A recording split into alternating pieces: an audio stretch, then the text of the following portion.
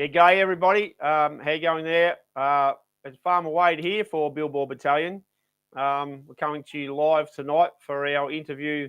We're in Victoria.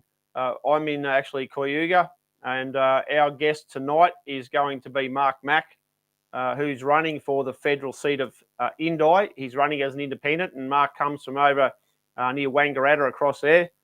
He's just doing a few adjustments, get the makeup right and get all that straightened out. So Mark's a little bit of a character, and we sort of got to know him back when we first actually got Billboard Battalion formed, really. But anyway, first of all, I'd just like to say that today is Tuesday, the 22nd of April, 2025.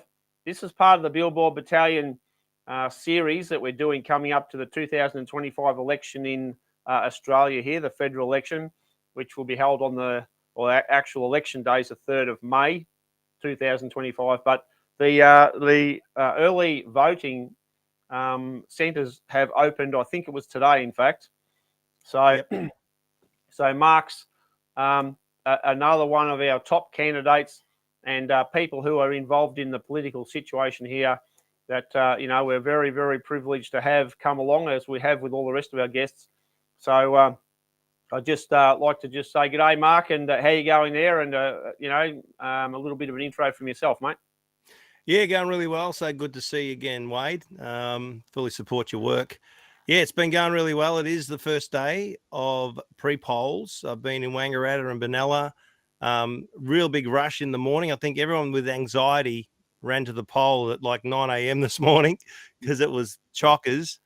But I didn't have my how to vote cards from the printers until like 10 a.m. So I missed that little rush, but I got quite a few in after that and set up some people at some polling booths.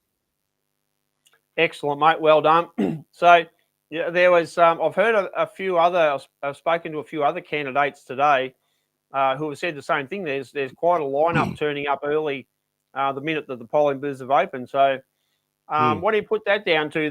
They're so keen to be a part of democracy, or they want to get that out of the way and over and done with so they can do other things. I'll take option two. They've had enough of listening to it. They just want to get it finished. Then they can ignore all the propaganda for the next week and a half. That's the feeling, I think. Apart from a few that might suffer from anxiety and just have to get it done, I think it's really, I just want to get this done. I spoke to a few people in Benalla, and that's exactly how they felt, brother. Yep. I think it's an interesting dynamic, this election, more so than others, because I think we're seeing a lot more people now are understanding how critically important that politics is to our country and to their lives and to their businesses and quite frankly their future. There's a lot happening in this space that's going to really, really impact them so hard and so importantly.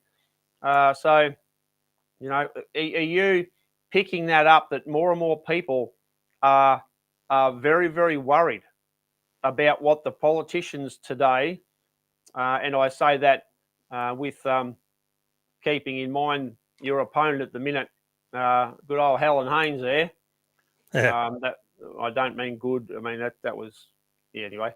Anyway, so are you picking up that a lot more people are so concerned that they're showing a lot more interest in the political scene and are having more to do with it? I think that that's something that you should at the minute be able to tell us a fair bit about, and that's what I'm seeing.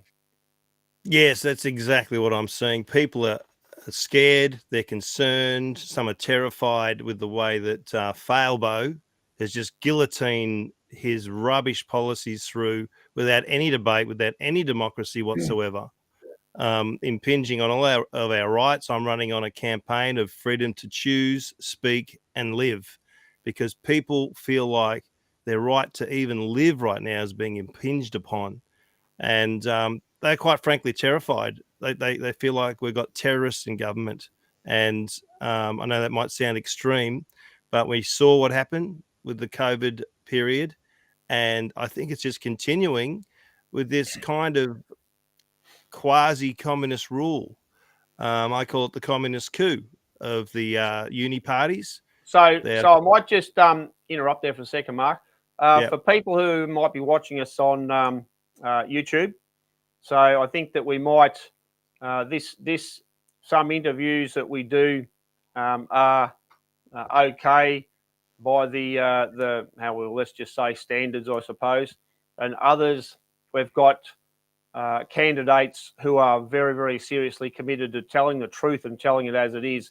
So we might take this opportunity to say see you later to our friends who might be watching on YouTube, but we're also broadcasting on other platforms as well, the likes of Facebook and Rural Rebel and a few others. So we might just get that organised there and make that happen, and then we can continue on with our discussion.